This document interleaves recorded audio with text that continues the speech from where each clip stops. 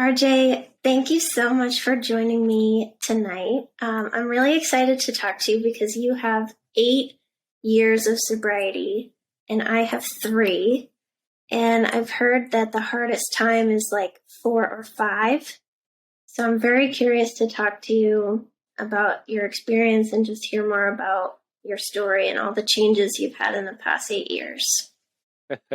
They've been a lot, let me tell you. It's actually, so in about 2.5, 3 weeks is going to be 9 years. Coming up. Oh, I didn't know it was that soon. Yep. So it's right around when my oldest is born is my anniversary, but I don't know the date because, and this is kind of how it's been for my 9 years. The first year, I thought that my family was going to celebrate with me and stuff. And I didn't even get one text. And I made it known that it was my year anniversary. And they texted my wife at the time and told her, but I'm like, why wouldn't they text me?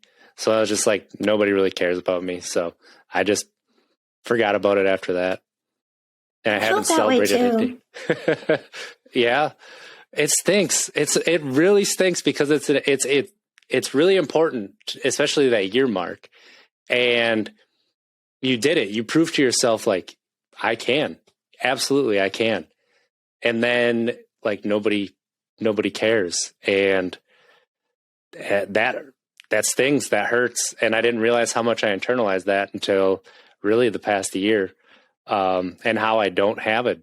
I don't know my date exactly. I know it's like between the 17th and 19th of December, but I don't know the exact date. I could probably go back to the year and figure it out, but I really don't care that much, to be honest. Did you intentionally not track days, or did it just happen that way and then you realize later, like, I don't know my actual day? I didn't really look at days, but I knew my year mark. Mm-hmm. And then after the year, I was just like, nah, I just don't care anymore. And then I realized right after my first son was born that I don't remember exactly what day it was. So that's really interesting. Yeah. And I don't know. I don't know if that's common or not. I haven't really talked to a lot of people, but that's my story. I feel like for the first year. Yeah. I feel like some people don't track because it's not their first time and they don't want the shame with the days. But I was obsessed with my days, which is probably bad. I don't know if that's necessarily good or bad. It's the way that I approach sobriety is what works for you. I mean, I didn't do a 12-step program. I didn't do anything. I just stopped. And part of that is my dad is approaching 30 years not drinking, he would say, not sobriety, anything like that. And so I grew up knowing that more than likely I'm going to struggle with alcohol. And so if I struggle with alcohol, I'm probably going to have to quit at some point. And so when I made the decision to stop, I was just like, that's it. I'm just done. I don't care. And I grew up in Wisconsin, so I'm located in Virginia now. And living in Wisconsin, like everything revolves around alcohol. So it was pretty quick after I quit drinking that I was exposed to, alcohol at events or going out with friends and they're drinking and I'm not. And so like coming up with ways to take myself out of a situation where they're drinking and I'm not, and it's kind of hard. That was really important. And the first event that I went to was a Brewers game, a Milwaukee Brewers Major League Baseball game. And it's huge there. You tailgate, get drunk before you go in and you get drunk. And one of my really, really good friends that I went to high school with, well, actually there are 2 of them there. One of them I've been really, really close with, and the other one, like, we got drunk a lot, and we were close for a while. Well, I told my really, really good friend that I'm not drinking anymore. Like, I'm done. And the other guy told me, hey, just have a beer. And I said, no, I don't want one. He's like, come on, quit being dramatic. You can have one beer. You always do this. You make everything dramatic. And I said, no, I don't want to. And then my other buddy stepped in between us. He said, no, if you have a problem with that, we'll just leave. And I was like, having somebody in my corner like that really set the stage that, okay, other people do care. I have some support so I can go and do things with somebody, but he lent me the courage to continue to say no after that. So that's awful. Dramatic. I can think of probably 10 instances where people would call me dramatic in big moments of my life. That's not the first time that people have said that to me. So was that like a trigger word for you then? It used to be. It definitely used to be. Yeah, because sometimes too, like when I was in my drinking days, so I was a binge drinker. I didn't drink all the time, but when I did, I drank all of it. My last 3 or so years of drinking, I blacked out every single time that I drank. And the worst nights, the nights where I would just do really stupid things and just get really, make bad decisions, drink like the most amount of alcohol. It was when my mom would call me dramatic or an alcoholic. And I'd be like, you want to see dramatic? All right, I'll show you.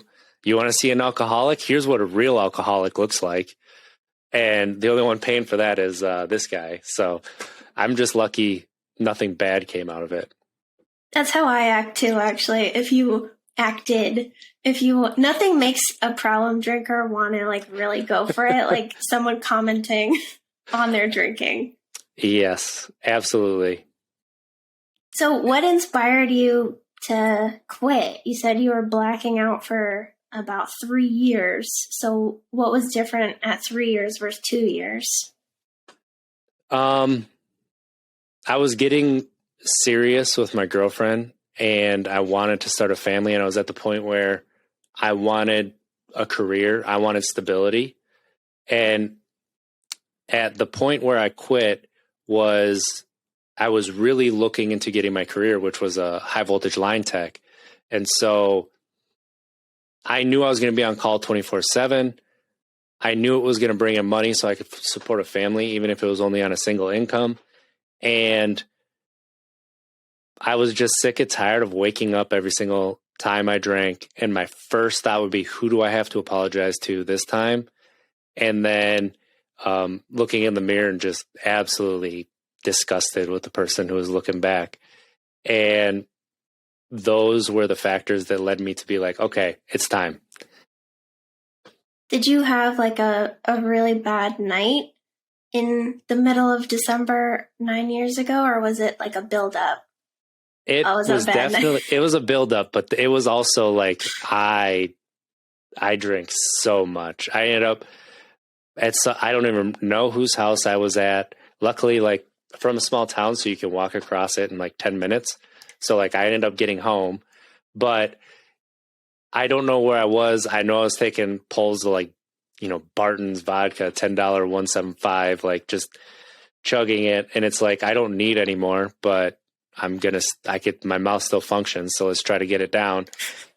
And it was my first 2-day hangover. I was already kind of like, I don't want to keep drinking like this. And every single time I go out, I end up doing something dumb. And, whether that's hitting on married women, whether that's going to other people's houses, I have no idea who they are. And all of a sudden I'm stranded like 20 minutes from home, driving drunk, just all kinds of bad decisions. And so I'm at the point where I'm already contemplating not drinking anyway. I'm basically only drinking at special occasions, which is the time that me and my good friends would basically get back home or they would come visit. And so it's like, all right, I don't need this. I'm just it's done. It's time. And the last night I drank too. So that was my first 2-day hangover. I couldn't keep anything down till midnight. I finally kept water down, and then I finally kept some, I think it was crackers down at like 2 a.m.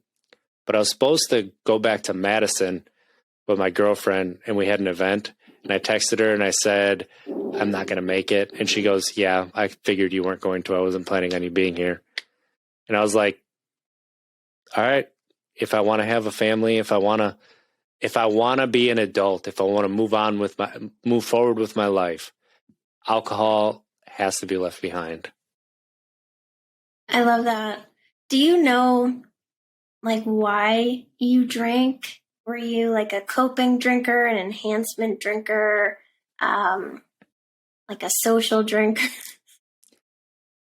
Any excuse, right? All the drinkers. Right. So I was diagnosed with ADHD about 3 years ago.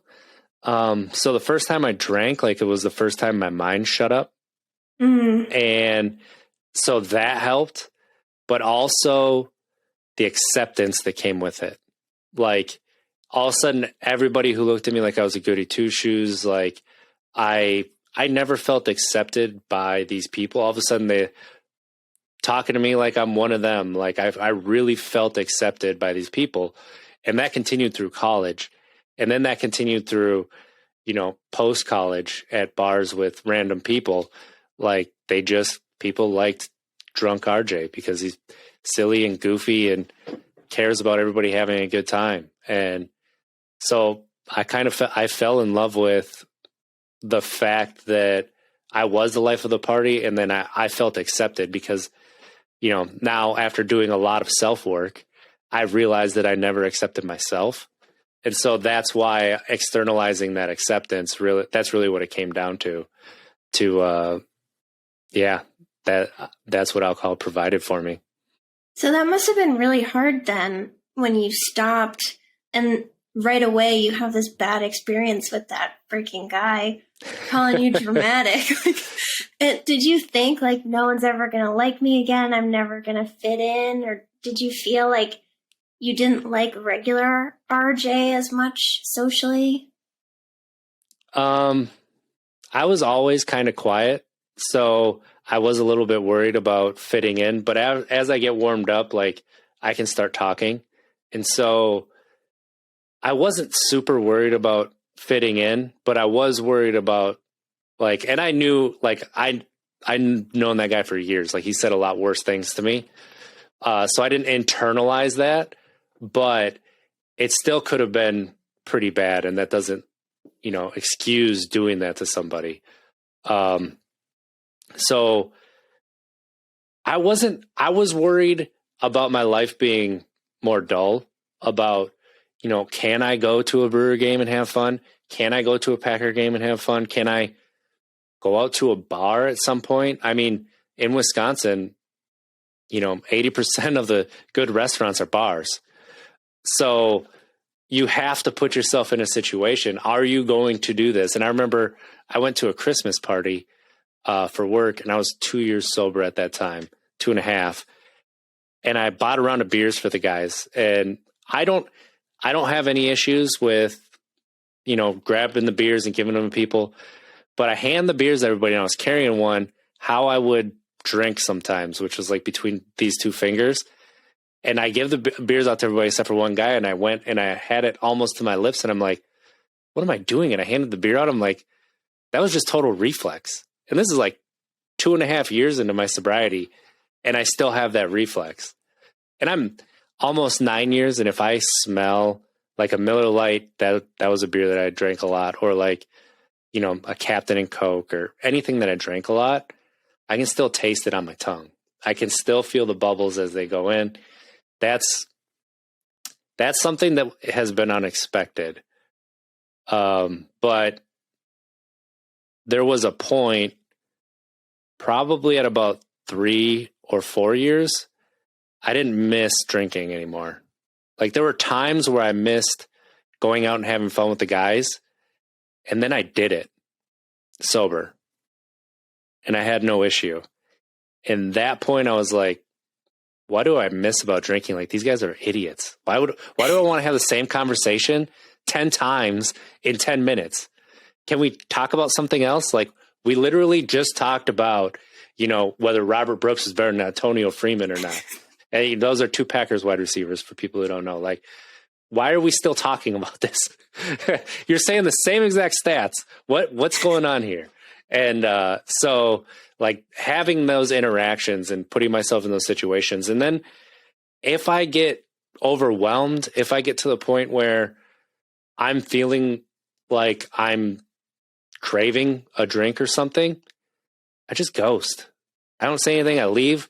People will text me, hey, where are you? Oh, I went home. I tried to say bye to you, but you were busy in a conversation, so I don't think you heard me. Even though I never tried to say bye, I just took off. Nobody really cared because, it's just one person, and they got to see me for as long as they were sober. That's all they really cared about. They don't, when they're drunk, they just want to keep drinking. So, there was a point putting myself in those situations, but always understanding that it's not a big deal if I pull myself out. That's my specialty too. Just disappearing. It's great. It is. It is an underrated skill that you appreciate when you're sober. I actually did it when I was drunk because I'd get so drunk that I would just kind of leave so no one saw me. And so then when I was doing it sober, it wasn't really, no one was surprised. That's just how I always left.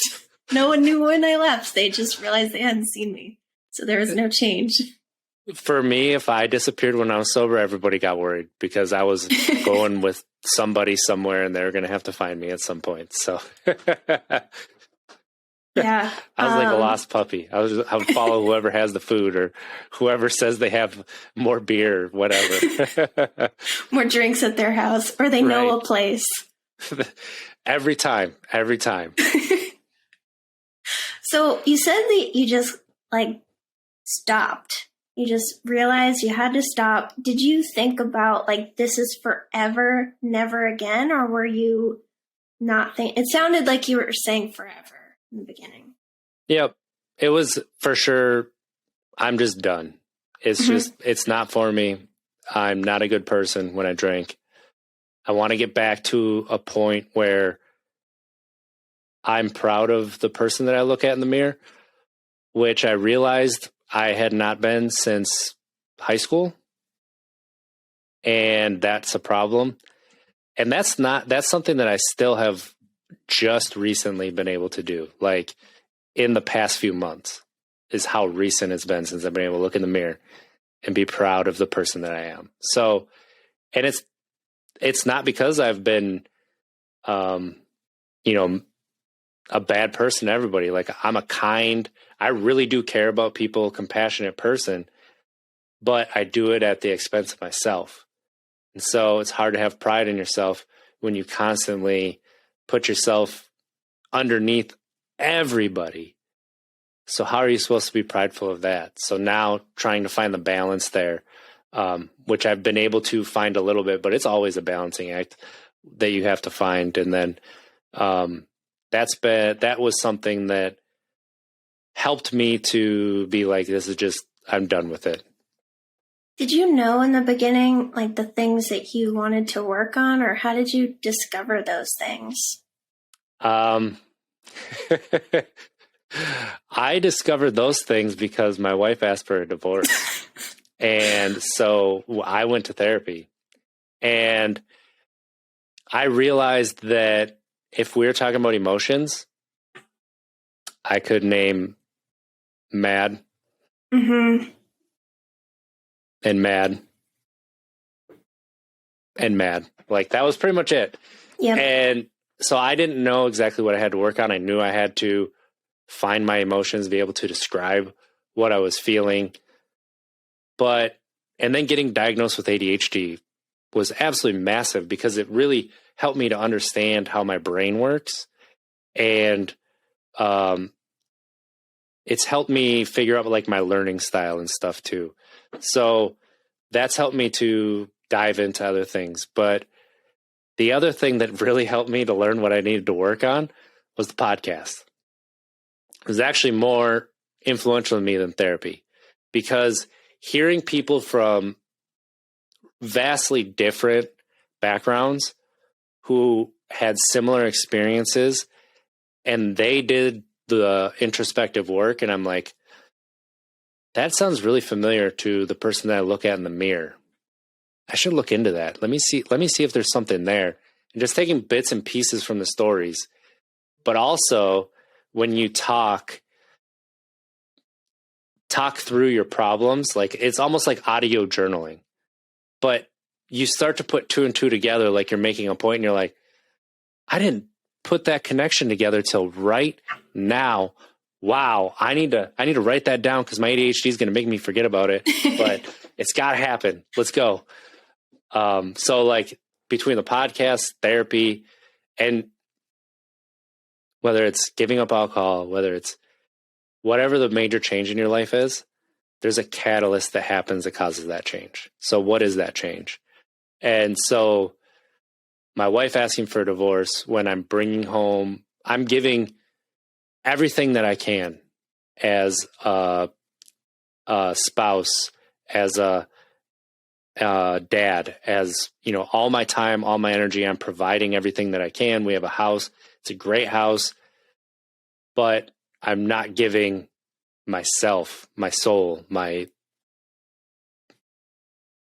vulnerabilities, because I didn't know what that was. I couldn't even be vulnerable in myself because I didn't have the vocabulary for it. And that's something that I've only really worked on in the past, 4 or 5 months, as far as finding out what true intimacy is and finding out what true vulnerability is, and really having an internal dialogue that I can externalize that with other people. And before I really dove into learning about emotions and getting this vocabulary, my internal dialogue was it was confused. It was disassociated. It was, it didn't make a lot of sense. And then also I finally tried it and got into a stimulant for my ADHD, which I went really slow, and I tried all non-stimulants to see what would work because of being an alcoholic. I did not want to try a stimulant, but I did. And like the first day on the stimulant, I was like, wow, I started at least 20 yards behind people. You can actually clean in like an hour if you do things 1, 2, 3, 4 instead of 1, 7, 5, 2, 10. There's only supposed to be 5 steps. Like so that really has helped me to like organize things and trying new things, see what fits. Like I'm massive with trial and error. Mm-hmm. If you want to make a big change, make the change. Sometimes that small change, such as changing the time you wake up in the morning, go 10 minutes earlier, 15 minutes later. What time do you go to bed? Try an hour later. See if that's going to help you feel better. Sometimes that leads to more energy, more focus, but also it just gets you in the mindset that sometimes I need to cut things out and I don't even realize that I really need to cut them out. Yeah, I think for me, we see all of these things that happen in our life that we don't like, and it's very easy to just put the blame on other people or luck or whatever. But when you look at like, what could I potentially be doing, at least to contribute? I don't always fully put the blame on myself, but it's like, what am I doing to contribute to this thing? And sometimes it's your lifestyle. Like I was having a talk with my brother yesterday. He hasn't been feeling well. I'm like, what are you eating though? And he told me, and I was like, and you're wondering why you don't feel good, man? Like, so sometimes it's these really little things that have such a major impact. That is true. Like the food, how many vegetables are you truly eating? And how much butter are you putting on those vegetables? Listen, I'm from Wisconsin. I love butter. I love butter and cheese. But there's a point where it's a little bit too much. You got to be able to taste it. It's got good flavor, but you still need to be able to see the green. Shouldn't have a yellow tinge to it. Absolutely. You mentioned that you wanted to feel proud of who you saw in the mirror. And that really resonated with me because I am such a people pleaser and I will sacrifice myself. Just everything you said. Like, I don't have to repeat what you said. Everything you said was how I feel. How did you even start working on that? So I didn't even notice it. Yeah. Until almost about a year ago. My kids got home. I can't remember what they were doing. And I was at a low point and they yelled, "Daddy!" And I was like, and maybe they yelled like, "I love you" or something. And I looked towards them and I'm like, how can you love such a piece of shit? And I started to realize that I was holding it against my kids that they love me. Oh my God. I hate myself. I have a deep sense of self-loathing. Like, that's my neutral. That's what I go back to. That's anything that I feel, it comes back to me hating myself. And so realizing that, being totally honest with myself there, that I really don't like myself and I need to change something there. I noticed that when I would look in the mirror, I would physically kind of recoil. Like I did not like the person that was there, and I would physically kind of have this movement away. And so it's simple, and people may think it's not going to work, but I would just look in the mirror and be like, "You're okay." And I just like shrug like that. And every single time I would catch myself in the mirror, it'd be, and I wouldn't necessarily say it out loud. I'd say it to myself, but I would do the shrug and instead of recoiling. And so I started to really focus on what I was saying to myself, how I was saying it, where was I going with it. And it's been a year, but there's been a lot of steps that have happened there. Like, I've made a lot of major changes. I've made a lot of, what am I doing with my life? What steps can I take to move my life forward? What can I do to put myself out there, put myself on a ledge, get uncomfortable and see what sticks, put myself in situations to enjoy life and go to live life instead of letting life come to me and really living me, right? So, talking with a lot of different people, like mental health streamers, people in the sobriety space, and just coming to terms with, you really do control your perception of your life that's around you. So if there's not a lot of joy in your life, you have to create that joy. It's because you don't want to see it. I'm at the park with my kids and I'm like, God, can we go yet? Are we done? Meanwhile, they're having the time of their life. And it's like, why am I not over there playing with them? What am I doing? So then I started playing with them. And I started dancing with them in the mornings, being silly and like finding my goofy side again that I lost, years ago because my career left another hole, in my soul that I was trying to fill with. Tried to fill it with alcohol, didn't work. Try to fill it with career, didn't work. Try to fill it with kids, don't work. Right? So finding this goofiness that you don't have to be so serious with life. You can have some fun. And now instead of waking up and be like, okay, what do I have to do today? Oh, it's going to be like, okay, what kind of joy can I create today? And I'll just be in the kitchen and I'll just start dancing by myself. No music on, just, whatever I think about, and just finding your fun, finding your silly, and just enjoying what's happening around you. And then when you can kind of get out of your own way, you start to extend that to other people. And like, that's where the benefits are. You really see them. Easier to forgive other people when you're not sitting there thinking how much of a pile of crap you are and how, if I did that, I would just get reamed out. Like somebody would tell me I'm such a POS. And instead you're like, it's all right. That happens. You weren't here trying to mess things up. Sometimes it happens. Let's fix it. What do we do to fix it? And that's the mindset shift. Like when that happens, that's when the magic happens. Thank you for sharing that. Did you have low self-worth while you were drinking? I mean, I imagine you probably did. Is there such a thing as a negative self-worth? Because that's what I had. Yeah, I think I had that one too. Yeah, it was, I didn't even know what self-worth was. Yep. And when I finally got to it in like August, September, and I know all of this because like there was massive changes happening in my life at that point. And like, I remember it because I felt like I was self-centered and selfish, but I was still giving to other people. I was still listening. I wasn't just responding. Like I was actually listening.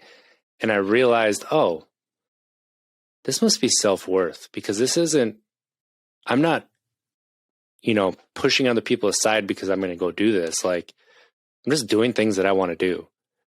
And I'm bringing my kids with me, or, we're going to do things that they want to do, but I also put something in there that I want to do. And I started to realize that is not selfishness. That is self-worth. And the thing is, and I heard somebody on TikTok, and I can't remember who it is. I follow him, but, and he does a lot of like men's group coaching. And he said, and I really resonate with it, confidence can be faked. Self-worth cannot. You can fake confidence and kind of project it. But if you have self-worth, it's just totally different and steady. And your reactions are different. And that is that's something that I'm proud that I've been able to get there. And I don't take it for granted, because I still remember being negative in the self-worth department. So did you go from negative self-worth to just extremely low self-worth in sobriety? I stayed in negative in sobriety. Until recently? Yeah. Till I actually saw how much I didn't like myself, mm-hmm. and I started to work on it. And I'm still not like, I still don't look in the mirror and say, I love you. I'm still doing, we're okay. And I do have a little bit of a smile now when I say it, but that's the thing is, it's these little steps that add up. It's just like sobriety, that day, 2 days, next thing you know, you're at 30 days, they add up. And sometimes you're taking a day at a time. Sometimes you're taking an hour at a time. Sometimes it's a minute, and sometimes it's a moment. It's the same with mental health. It's the same with working on yourself. Like, I realized that I had been doing so much internal work. All I owned was sweatpants and sweatshirts. I didn't have I had one pair of jeans that were way too big. I had shirts that I bought that were way oversized. I had nothing that I really felt good in. I threw all of that into the donation, and I went out and I bought a whole new wardrobe. And then I've expanded, like I've taken those, half of that, tossed it out, and then bought more. And you thrift shopping, outlet stores, like you can get a wardrobe pretty cheap. And that has really allowed me to put on the external side what I feel internally. And that's really helped me with the self-worth as well. I dress in a way that I think looks good. And then I end up getting compliments from other people. But at this point, that's great. Like, it feels good. But it feels even better when I look in the mirror and I'm like, hey, that actually looks pretty good together. Who did that? You have to help me then. I don't know. I mean, I don't know what I'm doing. I just did some research, and, I had a little bit, and I started with stuff I was comfortable with. Then I expanded to stuff that made me feel a little bit uncomfortable, but I was kind of told based on the articles that they look good. And then they kind of look good. And then that increased my confidence to try that out. And then little by little, you kind of figure things out. So. Yeah. And the way that you treat yourself, like not even just your self-talk, but the way that you dress yourself, the way that you clean or don't clean your home, all of these things go into how you feel mentally. And I think that's the thing that I really do when I'm not feeling good, is my house just gets like, wow. And then that doesn't make me feel good either. That's not even a neutral thing. So then I feel bad, and then my house reminds me of how much I suck. So then I feel worse. Absolutely. I actually just had that with my truck today. So I took it to the car wash with the free vacuums, and I vacuumed it all out and cleaned it. And now when I got in there, it's like, there's a lot less anxiety. That's good. So when we were at Podcast Movement, how was the parties for you? Like the loud DJ and like we couldn't talk, and we had that one guy that wanted to talk to us, but we couldn't hear him I couldn't hear him, at least, like a single word. Like, were you uncomfortable? Were you like craving a drink? Were you bored? How were you feeling in that situation? So I was at an odd place in my journey at that point, with just like how I was feeling, because I was alone. Like, I was living alone for the first time in 12 years. I was, at a point where, I don't know, I was kind of at a crossroads. So like, I had really high social anxiety at Podcast Movement, but the alcohol and the parties was not the biggest deal to me. It was more being around the people and like, how do I start a conversation where, a few years ago, I'd have probably just been relaxed and, whatever, if somebody wants to go out and talk, great. Or I could go talk to somebody. But like where I was at that time, like I had so much turmoil, like I feel like I was really tense and people could sense that. So that, like, my internal struggle really made it uncomfortable for me. But being around the drinks and stuff, the loud music is annoying. It's so annoying. And I have problems because I've been around diesel trucks so much that when there's loud music, I really struggle to hear. And so it was the same thing. Like I'm kind of reading lips a little bit and I'm trying to hear, but I can't. And then it's hot as hell. Like, can we do something a little bit more? Hey, let's be able to talk over here and then party over here and like dance over there. And I feel like now if I went, I would actually like dance a little bit and have some fun and be goofy. But like at that time, I was not in that headspace yet. So the parties were a little bit, they were definitely awkward for me. Well, I couldn't tell, by the way. Well, you seemed just like totally chill. So it's good. I was bored. Yeah, it is like that first party that I met up with you at. So boring. There was nothing there, nothing to do. So yeah, I agree with you. Like the venues could have been picked out a little bit differently, especially for an event that's all about networking and that kind of thing. Yeah, and talking. Yeah, like the final one was at like the perfect location where they had an outside where people could talk. They had games and stuff, but then they had a section where you could go in and it was loud music and like dancing and stuff. Why couldn't that have been where where it was at? Yeah, hopefully next time. Taking notes. I left a strongly worded letter. So yeah, good. No, I did not. Yeah, it's hard. They're nice people. Yeah, it overall the event was great. Like I learned so much, and it gave me inspiration to kind of get to where I'm at on the journey that I am. So I'm very grateful for that. So what is next for you with all the cool stuff you have going on?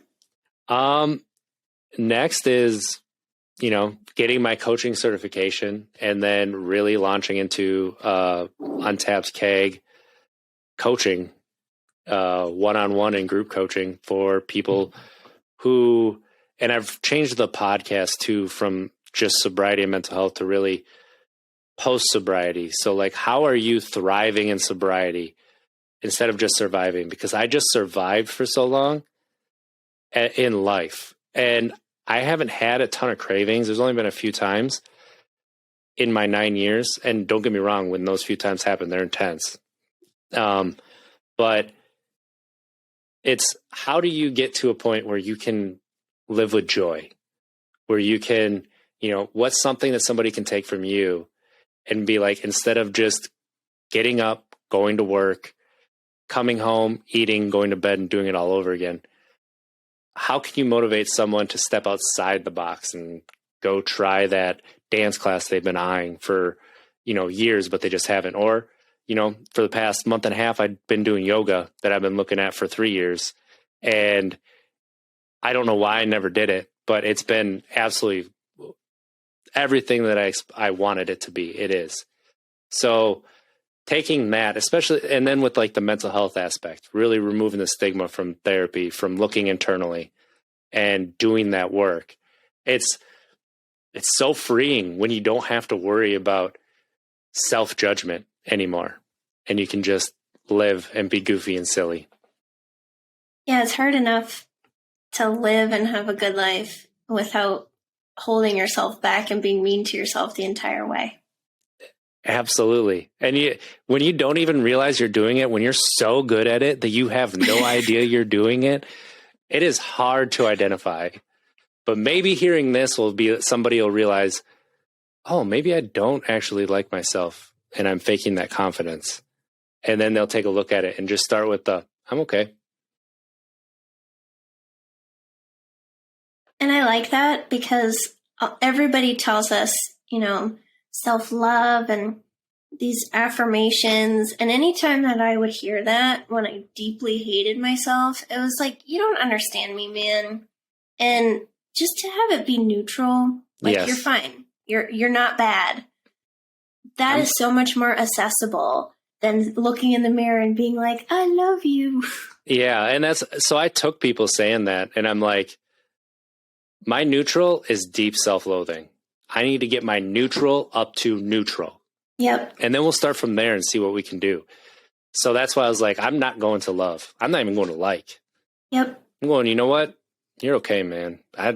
Sometimes I don't know, but you're okay. And, you just start there. And that it really does.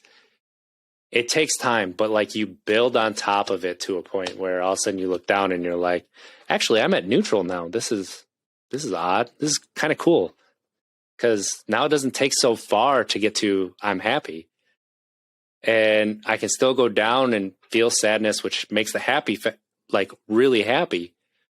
But I don't have to go past neutral to get to happy anymore. And, that starts to open up a lot too. I totally agree. Thank you so much for joining us tonight. And this was amazing. As a person whose biggest thing is low self-worth, this was perfect for me. I appreciate you having me, and I'm glad I could help. Thank you. So everybody, go listen to Untapped Keg, and where can they get all the info about all your stuff? Go to untappedkeg.com, and you'll be able to find all the links and YouTube. Listen to podcasts there. It's all right there. So awesome, and I will link all that out too. All right. Thanks for having me, Jill. This is fantastic. Thank you.